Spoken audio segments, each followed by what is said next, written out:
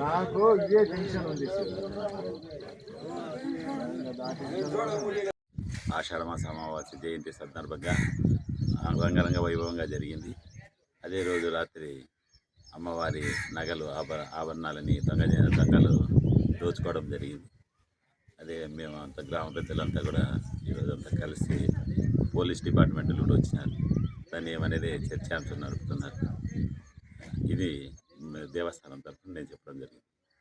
ఆభరణాలు వచ్చేసి అమ్మవారివి 13 కేజీల 840 గ్రాముల నెట్. అది చేపించిన నేనే కాబట్టి దానికి మన నెట్ కూడా విషయం తెలిసింది. ఇప్పుడు ఉండి కూడా తీసుకుపోయినారు కానీ దగ్గర 50,000 రూపాయలు ఉంటుందని దానివల్ల ఇప్పుడు మేము ఎన్నో ఏళ్ళ నుంచి కష్టపడినంతా ఈరోజు పోయింది అనేది నాకెల్లా చాలా బాధ అయింది. ఈ దేవాలయం నిర్మాణకర్తగా నేను ఉండి ఈరోజు పోయిందంటే నాకు కూడా చాలా బాధాకరమైన విషయమైంది. అది నా విషయం. రమణ మల్లెపల్లి చూడమ్మ భక్తులు మా ఊరిలో నిన్న అమ్మవారి దూతలు పుట్టినరోజు సందర్భంగా అందరూ కార్యక్రమాలు పాల్గొని సాయంత్రం 8:30 ఎవరు దావాళ్ళు పోతుంది. పూజారులు మాత్రం ఈ గుడి దగ్గర ఉండి నైట్ తెల్లడదాం కూడా పూజారులు చూసి దొంగతనం జరిగిందని మాకు తెలియజేస్తే గ్రామ పెద్దలకి మేము వచ్చి చూసినాము.